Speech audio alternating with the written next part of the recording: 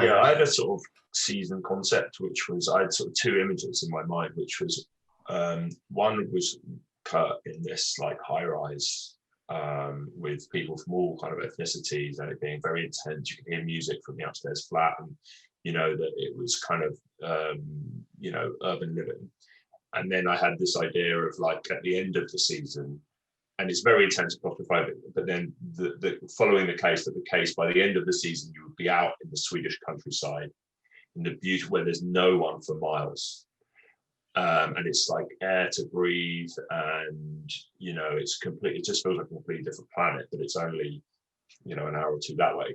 And that was kind of my concept, and that this land would be owned by one person or one family. So you would see the disadvantages of the people that he lives with. And then you would see that, hang on, how can it be right that all of these people live in this place and it's kind of riddled with crime, and there's grenades going off there. This is something we haven't really talked about, but when we started on the show, I think the first 2 weeks of the writers' room, 3 grenades went off in Melbourne. That's what was happening there. Grenades, going off a lot there, and it's pretty, it was a real eye-opener for me. So my concept was basically that in order to dovetail Kurt's emotional journey with the case and how to create this sense of injustice, because I also had the idea that, spoiler alert for those who haven't seen the show, but sort of had the idea that because in my back pocket I knew that he's going to be a detective for the next 30 years, that I'd love to end the season on him saying, I can't do this, I can't do it. Just because we know that you're screwed, mate. To really understand that it's taken that much from him that he would say that. So I kind of knew that I wanted to get to that he would end the season saying, I can't do this anymore. And for that to happen, that there would be a big injustice that happened, and it would be related to, the sort of the underlying, the sort of observation that we had was, not a particularly groundbreaking one, but I think a very true one, that, the way that, one of the things that really interested me is, like, as a Brexit refugee myself, and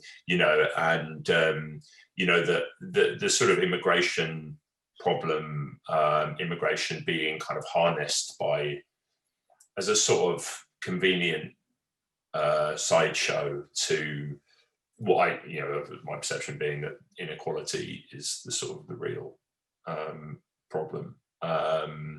And that was kind of what I wanted to get to, and I thought that Kurt would land with Kurt's emotional journey, with being that actually, how is it right that one family can have so much and all of these other people can have so little, and that the system was built in a way that it would never change. And as depressing as that may be, I thought that was really, really good. So yeah, that was kind of what I had. It's very rough, and that was kind of what I had. That I would start dense and claustrophobic, and I would end out in the fabulous Swedish countryside, hunting boar on the weekends and stuff like that. And that Kurt would just take us. That's where the case would take him. I mean, it is very much like the reason it kind of spoke to me as a sort of the Mankell stuff is I was not a very politically engaged person really before like Brexit happened, and it really kind of affected me quite a lot. Not just that it happened, but the fact that for like half of the country that I grew up in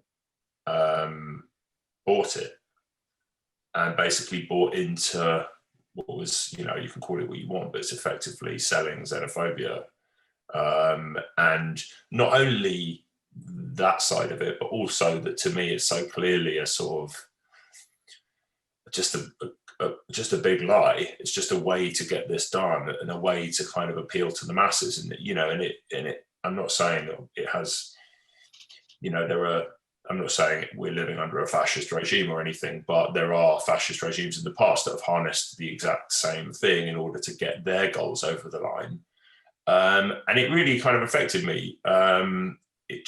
And then the Trump situation also kind of the same thing. And then, the whole and it's a movement, right? The rise of the right, but it just seems to me like it's the rise of the right is like, I feel like, and this may be naive or condescending, but I feel like that a lot of the people on the right are kind of being used themselves, or being kind of given this sort of idea of the world that isn't true, and their support of it enables other people to do what they want. And I sort of feel like, you know, it's a lot to do with, and it's probably quite a sort of well-trodden path now, this concept, but yeah, it's about the richest handful of people in the world staying rich, and, you know, the Rupert Murdochs of this world, and, you know, things like that.